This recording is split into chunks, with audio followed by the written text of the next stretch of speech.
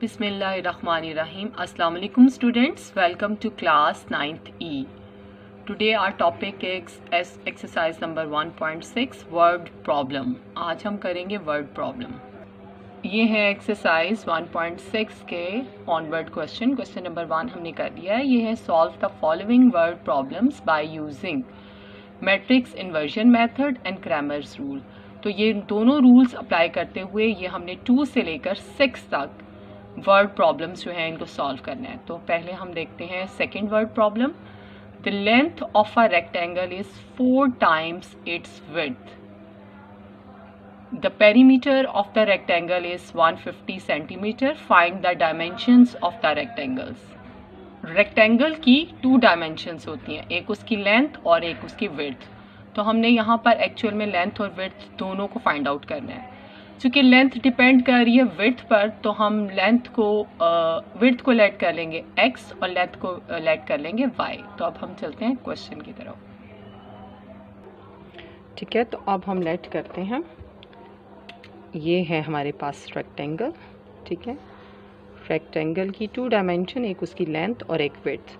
चूँकि length depend कर रही है विड्थ पर, तो विड्थ को हम लेट कर लेते हैं x, चूँकि x जो है वो इंडिपेंडेंट वेरिएबल होता है और y जो है वो डिपेंडेंट.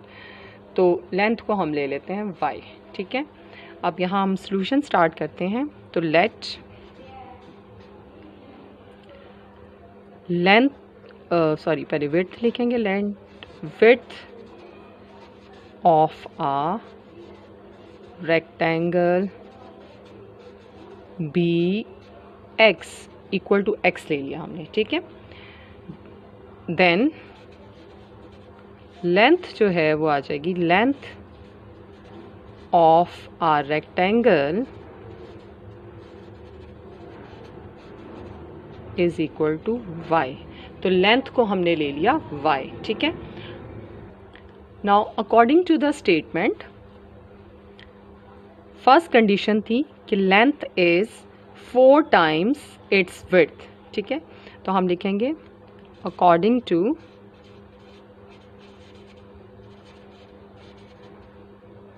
First condition. जो फर्स्ट कंडीशन हमें स्टेटमेंट में दी हुई है या अकॉर्डिंग, ठीक है, वो है लेंथ यानी y इज 4 times x. इससे हम इक्वेशन बना लेते हैं. y को उधर ले जाएं तो ये बन जाएगा 4x minus y is equal to 0. तो ये हमारी बन गई first equation. Now according to the second condition, according to second condition, now according to the second condition ये है कि perimeter of the rectangle is 150 centimetre. ठीक, आपको पता है कि पेरीमीटर क्या होता है, 2 टाइम लेंथ प्लस विड्थ यानी 2 टाइम x प्लस y, और ये किसके इक्वल आ गया 150 सेंटीमीटर. ठीक है, अब ये भी एक इक्वेशन बन गई है. अब इस इक्वेशन को थोड़ा और सिंप्लीफाई कर लेते हैं, फिर इसको नंबरिंग देंगे 2. तो ये 2 जो यहाँ मल्टीप्लाई हो रहा है इधर जाके डिवाइड x प्लस y. तो 150 डिवाइडेड बाय 2 करेंगे तो यहाँ आ जाएगा 75. ठीक है, तो ये हमारी बन गई सेकंड इक्वेशन. अब equation 1 and equation 2 are the 2 system of linear equations हैं. अब इनको आपने सॉल्व कर लेना है, या तो इन्वर्जन मेथड से कर लें या क्रैमर रूल से कर लें. आंसर्स दोनों के सेम आएंगे. जब आंसर आएंगे तो बेटा x चूँकि विड्थ है तो उसका आंसर भी सेंटीमीटर में देना है, y चूँकि लेंथ है तो y का भी आपने यूनिट जो है वो सेंटीमीटर ही लिखना है. ठीक है, लास्ट में आपने आंसर लिख देना है. तो इसको अब आपने कंप्लीट आपने कर लेना है. मैंने सिर्फ आपको क्वेश्चन को कि स्टेटमेंट को कि किस तरह से इक्वेशंस में कन्वर्ट करना है वो मेथड बता दिया है. आगे जो मेथड अप्लाई करने हैं वो आपने खुद करने हैं. अब देखते हैं question number 3. 2 sides of the rectangle differ by 3.5 centimeter. Find the dimensions of the rectangle if its perimeter is 67 centimeter. तो बॉयज़ ये क्वेश्चन नंबर 2 की तरह ही है. चूँकि डायमेंशंस ही रेक्टेंगल की फाइंड करनी है तो आपने उसी तरह से विड्थ को x और लेंथ को y लेट कर लीजिएगा. उसके बाद पहली जो आपको कंडीशन नज़र आ रही है वो ये है कि दो साइड्स का जो डिफरेंस है वो 3.5 है। तो आप यहाँ लिख सकते हैं कि x minus y is equal to 3.5 centimetre.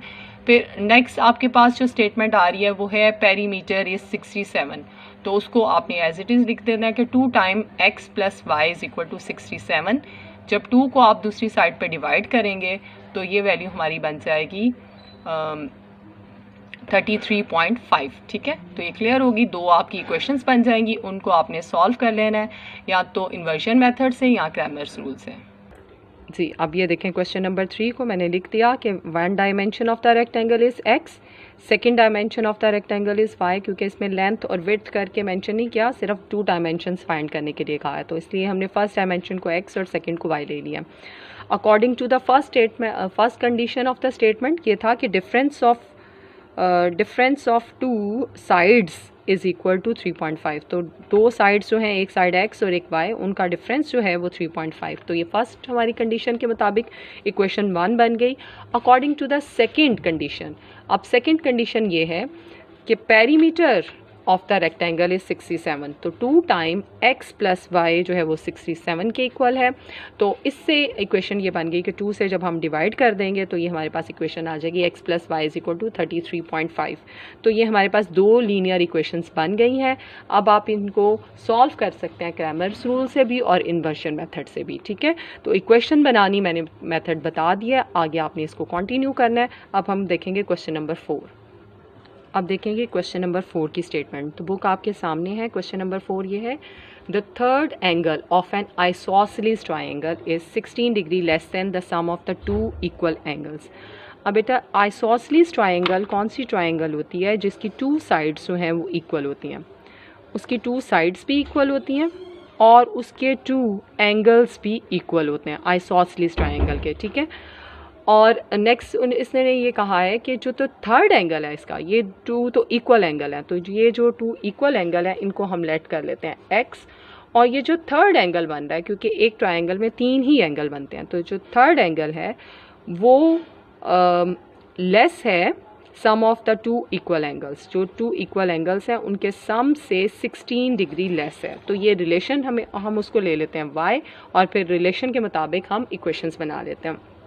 आगे हमने करना क्या है, find the 3 angles of the triangle. हमने तीनों एंगल्स जो हैं वो ट्रायंगल के फाइंड आउट करने हैं। ठीक, तो इसलिए हम यहाँ लेट करेंगे, लेट 2 इक्वल एंगल्स, जो 2 इक्वल एंगल्स हैं लेट कर लेते हैं measure of 2 equal angles equal to x। ठीक है, and the measure of third angle